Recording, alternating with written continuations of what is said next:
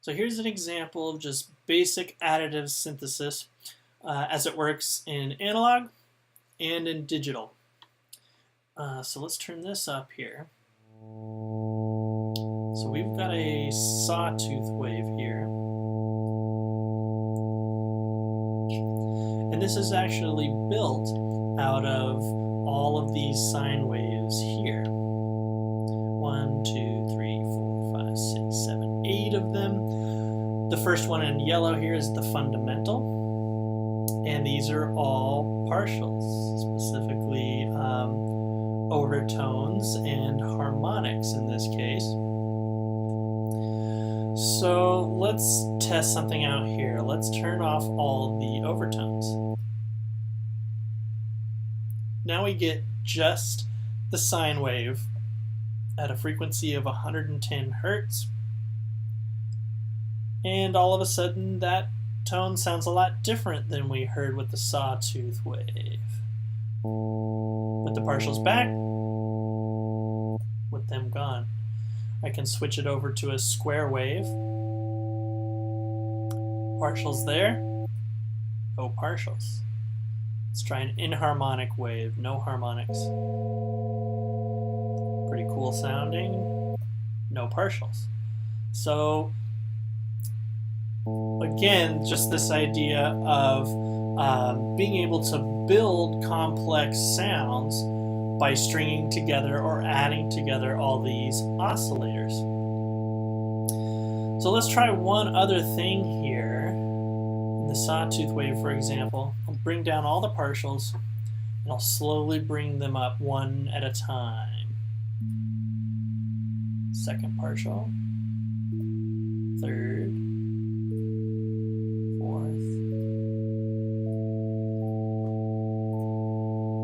right? So when you hear them built up one at a time, you can really hear that they're different pitches.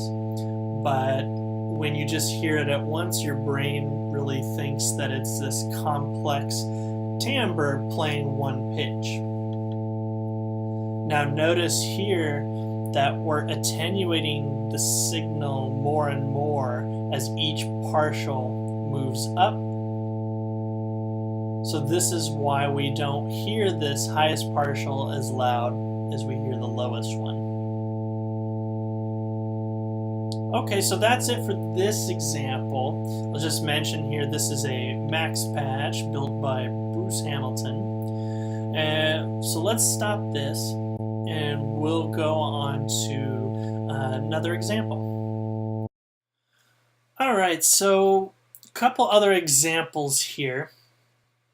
First, we'll start with amplitude modulation. So let me open this patch. Here we go. So, and let's get sound going here. So here we go. Our carrier sine wave at 440 Hertz. Here's the sine wave, just the fundamental only, right? So if we want to take another sine wave at audio rate above 20 Hertz and modulate this carrier wave with it, we can do that here. So we start at, let's say, 30. You can hear a little bit what's happening there. But let's move it up so you can see a bit more.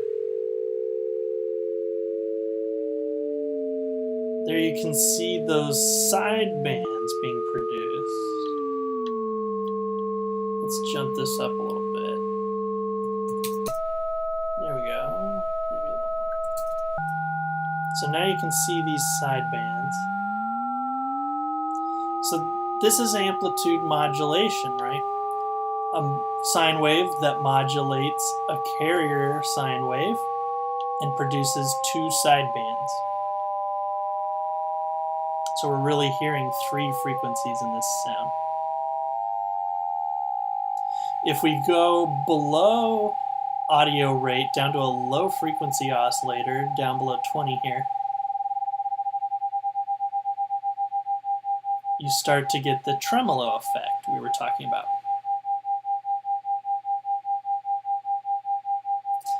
But let's move on over to ring modulation synthesis. So here we go. Let's put this up a little higher again. So we have a sine wave of 800 hertz. This is the carrier. And we have a modulator sine wave.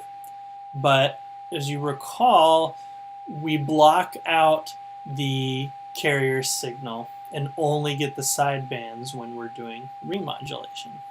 So let's jump up here starting at 30. Let's see what we hear and see. There we go. Just the two sidebands.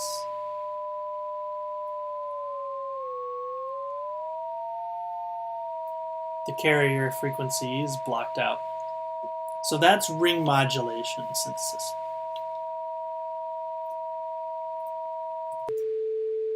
Now let's take a look at frequency modulation. Again, we'll jump this up maybe to 800. So here's our carrier sine wave, 800 hertz. And we have the modulator sine wave above the low frequency area. And now we got to give it a little depth here. You don't need to really know this, but let's put it up at like...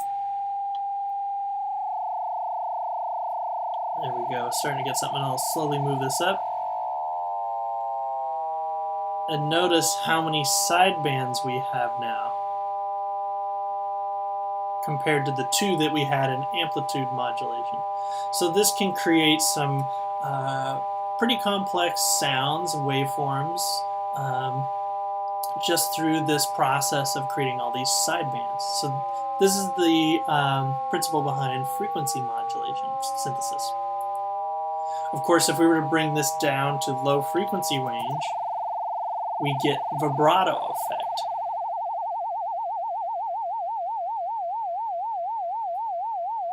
And in this case, the modulation depth is going to tell us how high up and down the pitch actually moves.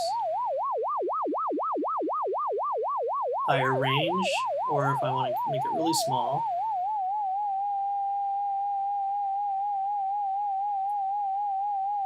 it's like a singer with vibrato. So a couple examples of the main synthesis types that we talked to and will focus on in this class, mostly from the analog synthesis side, shown in a digital manner. Okay, so a quick example here of granulator synthesis. Now this is very specific to the digital side. And remember we talked about these grain short bursts of sound, right? So this is a granular synthesizer in Ableton Live. And I just have a cowbell sample loaded into here. There it is. And we're going to change this into a short grain of sound that is then overlapped with itself and looped to create a tone. So let's take this grain size down. Now you can see this is the part of the sample that I'm actually using, whatever is in this yellowish brown area here. So we're starting to get something as I hold the key down.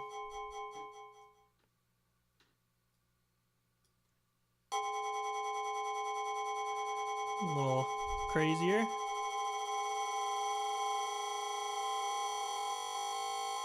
As we make the grain smaller and smaller,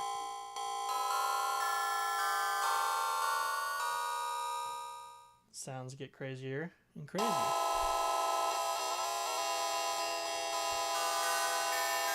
Now they won't always get so crazy, but they will, depending on what type of sample you have, change the timbre of your actual synthesizer output here.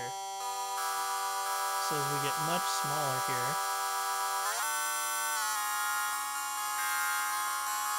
it's much more normal sounding actually on the high end of this. Very small grain size. Now, this particular granular synthesizer has the ability to change which position in the file we're reading from. So we could move more towards the center of that cowbell hit. Move towards the end. A lot of the attack is no longer there.